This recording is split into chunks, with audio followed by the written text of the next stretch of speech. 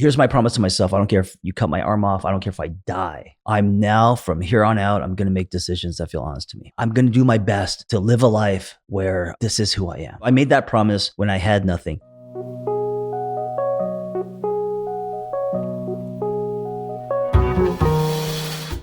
Yeah, I think courage brings me back to this, authentic self, the casual over clinical. That's your language, right? When we were talking about, the academics, right? And I listened to you read your writing, and it's beautiful. It's technically, it sounds like very well written, intelligent. Oh, thanks. And you've well, okay, but you've learned a lot. Yeah. You're knowledgeable. I see you as smart.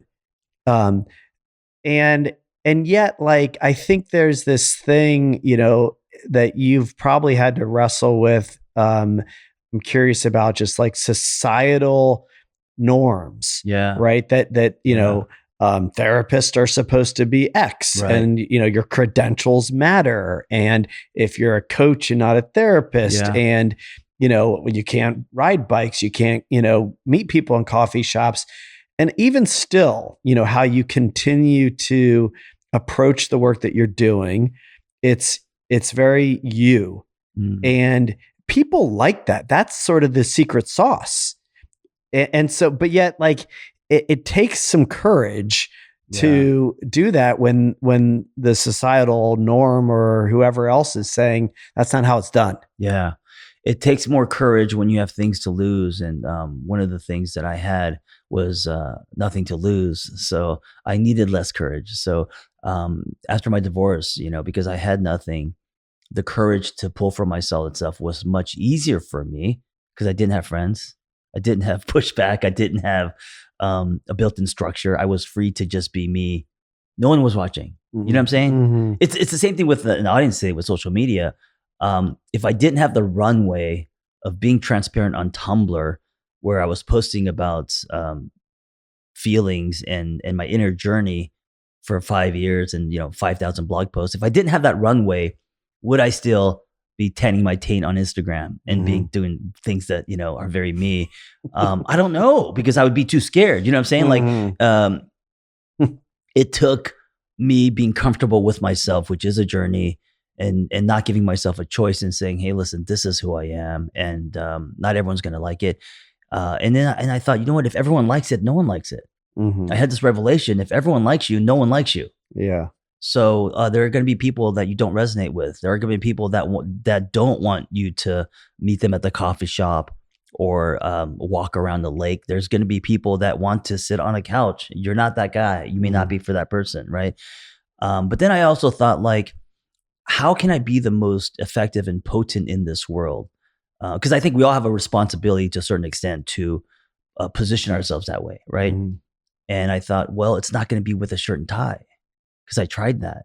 It's not like I just went crazy. I tried that. Yeah. I got jobs, high end residential treatment centers in Malibu to eating disorder clinics in Pasadena. 5 years nonprofit. I did punch a clock. I did tuck my shirt in, and I did use the generic interventions in the filing cabinet. I did all that, and it wasn't honest to me. And I felt probably like how you felt before. Kaufman Development and Gravity, fraudulent. I felt kind of gross. I felt like, I don't want to lie, this is not sustainable, and because I was going through a rebirth and I didn't have anything, I had nothing to lose. So it didn't take a lot of courage for me. What it took is, okay, I'm making a promise to myself. And I remember this. I said, here's my promise to myself. I don't care if you cut my arm off. I don't care if I die. I'm now, from here on out, I'm going to make decisions that feel honest to me, and that could change. And I'm going to do my best to live a life where this is who I am. Yeah. Giving myself permission. So I made that promise when I had nothing. Could I make that promise today? It would be much harder. Do you know what I'm saying? Yeah, it's interesting. Yeah. Because now I have a little community. I've got a following. I've got pressure. I've got a kid. I've got friends. I've got a life, and so there's more at risk if I try to make a promise like that today, where people may not like like me if I show a side of me that's not on. Yeah, I tend to think you do it anyway. Because I just, in my experience, I was married. I had 3 kids. I had friends. I had a house, a big 40? boy. When at 35, 36, when I started my company. Okay. I was doing all those things. Yeah. And, but, my coach at the time said people make a jump, like I made, for one of 2 reasons. Either you're drowning where you are, you're a miserable fuck. Yeah. Or you're on fire, excited about something you want to do. And I was both. I was really not happy doing what I was doing. It felt pseudo self, really. You were successful on paper, it seemed like. Right? I was. Early, yeah. I was. Yeah. I mean, I had a really cushy gig that people would have loved to have had. Right. And it was allowing me to have a, quote, great life. Right. But I wasn't happy at all. Yeah. And then, this coach got me to really see how I could create a culture of a company, an organization where people wore jeans and t-shirts, where we built communities where you could do yoga and meditate. And, we would go on meetings that we would run together, and instead of sitting in a conference room, we could run. And I mean, that was my coffee shop, my motorcycle. Yeah. And when I got that, I was on fire, excited. And so all the noise around, friends and security and kids and all that just went away. I just said, I got to go. Can I just tell you something? Yeah. So going way back to the whole you submitting your thing to the author. Yeah. If that's what she heard, that's high concept. If that's what she heard, right? Yeah. Oh, this guy who built this thing wanted to do it differently, and he started it's basically kind of your example of kind of like also what I did, running, doing meetings while you're running, jeans and t-shirt. He established a culture and changed the temperature of the room, and also he did these things and built a conscious community. Dude, there's an amazing hook and story. So you gave her something that was not that, and I know at the time you said you were just building, but anyway. It's good to hear. I hope you're right. I would love to. I hope it's in your book, because it is. It all is. It is, and hopefully somebody sees that. I just think this idea of kind of living in the solid self, living authentically, not letting the noise kind of keep you. As we've, been talking about, just keep coming back to those little flashes of insight, that ping, that feeling, that, trusting it, seems to really be the way through. Yeah. And I think the trick, I don't know if the word's trick, I think the goal, is you got to keep giving yourself new experiences. So I think a lot of people, see it, they want it, they're very logical, left brain, think about it, but they don't give their body the experience. And so what happens is the false belief still lives inside them, even though logically they're like, here's what I need to do here. You almost have to give your body the experience where you're programming, not your logic, but your body. Oh, I just sold a book. Wait, maybe I'm not a failed writer. Because I could think that I could do affirmations. I could go to, I could walk on fire. I could go to seminars and shit. It wasn't until I held miserable fuck in my arms at the airport. Like airport picked it up, and it's really hard to get your book at the airport because there's 7 books there. But it was walking at it in an airport, seeing it, and like actually this body, dropping into my body and like holding it and thinking,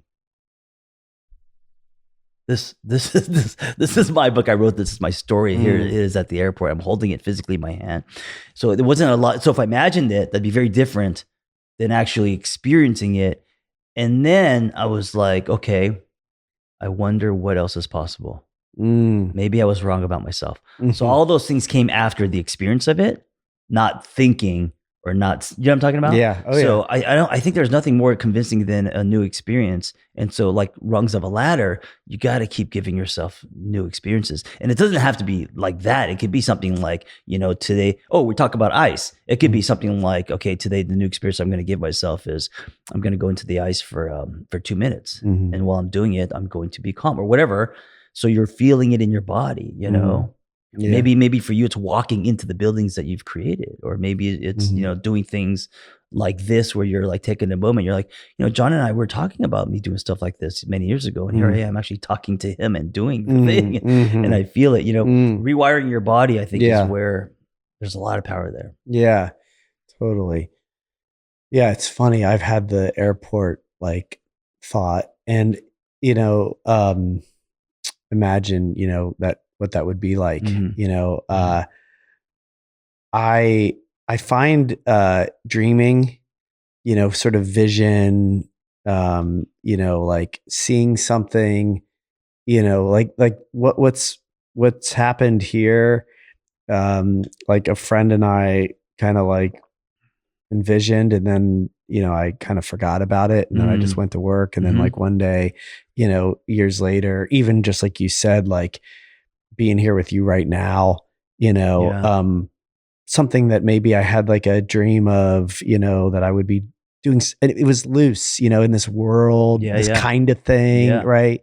And then you just like, you go to work and you do, a couple hundred episodes, and then like, boom, it comes, life. Yeah. And so there's something to that. I think, when you string together these solid self moments over a long period of time, really like anything's possible. Yeah. Right. Yeah. I the big thing that I'm trying to get to today as a 50-year-old is the question that I ask myself is, what if this is it? Because I spent my whole life chasing. I spent my whole life. Okay, now that I'm here, I just need to get there. You know what I'm saying? Yeah. And I know a lot of people do this with, especially on social media. Now that I have, X amount of followers, I just now got to get to, the million, right? Get to, 10,000, whatever that number is. And I think it flips the magnet. I think it then gets us to chase instead of attract. And I've been doing that my entire life, right? And so it's very knee jerk. It's my default is to want more, bigger, shinier. And with 50 comes a lot of, like I said, surrender. And so now the big question is, what if this is it, John? What if, 6 books, one being a workbook, one child, a Harley, my little getaway house in Idlewild. What if you just run a retreat once a month, and you write your books, you do your podcast, you're in your garage talking. And what if this is it? Like, what if there's nothing that's going to be bigger? Would you be happy? Is this enough? Can you still be passionate? Can you still be fired up about conversations and having guests and like just doing what you do, playing with your phone? I think if I could get to a place where there's so much peace there. I think if you could genuinely get to a place where you're like, it's not that you don't want more, but I am very happy with this. Yeah. My little world. Yeah. I think that's when it comes. You know what I'm talking about? Right. That's when the phone starts ringing. Yeah. Right. Interesting. Yeah. Totally. It's kind of letting go of the chase. Yes. It's also like in dating, when you don't feel like you're interested is when they want to hang out with you. Right. Yeah. Right.